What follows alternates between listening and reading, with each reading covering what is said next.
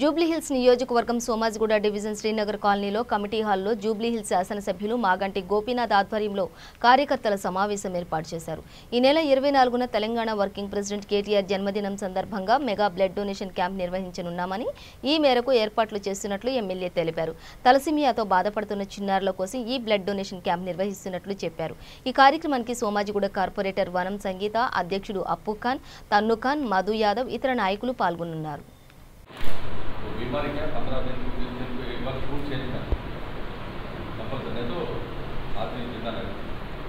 2 महीने 3 महीने से शुरू है फायदा होता है जब से कर रहे ठीक है। 14 साल 15 साल हम लोग गए तो हमारा कोई अच्छा नहीं था। 15 साल से वो मैं आ रहा हूँ आदिलाबाद से, जब चित्तूर से आ रहा बोला, इधर महाराष्ट्र से आ रहा बोला, पूरे गरीब लोग बोलते तो वो लोग को लिए अपन ये टेम्पोररी काम कर रहे सुनने परमानेंट सोचना, इसको टोटल फाइलेज टेस्टिंग करके मेडिसिन ले तो नया रखा तो टेस्टिंग करने का फ्री लगाएंगे दवाखाना में।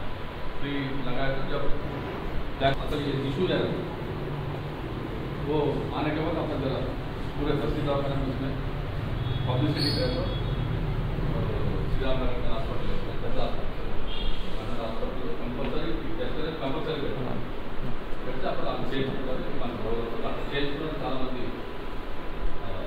ఇబ్బంది గురిగా ఉన్నారు. మరి ఈ విధంగా మన 24వ తారీఖు మన ప్రియతమ నాయకులు టీఆర్ఎస్ పార్టీ వర్కింగ్ ప్రెసిడెంట్ రాష్ట్ర మంత్రివర్యులు కేటీ రామారావు గారి జన్మదినాన్ని పురస్కరించుకొని జూబ్లీహిల్స్ ఎమ్మెల్యే బడుగు బలహీన వర్గాల ఆశాజ్యోతి మా ఇంటి గోపన్నగా పిలువబడుతున్న మన ఎమ్మెల్యే గోపన్న గారి ఆధ్వర్యంలో మెగా రక్తదాన శిబిరము ఏర్పాటు చేయడం జరుగుతుంది.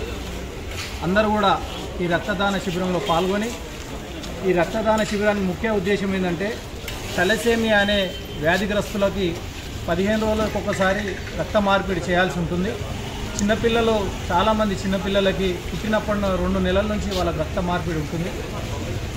ఈ కరోనా వల్ల రక్తదాన నిల్వలు తగ్గిపోయి ఆ పిల్లలు ప్రాణాపాయ స్థితిలో ఉన్నారు.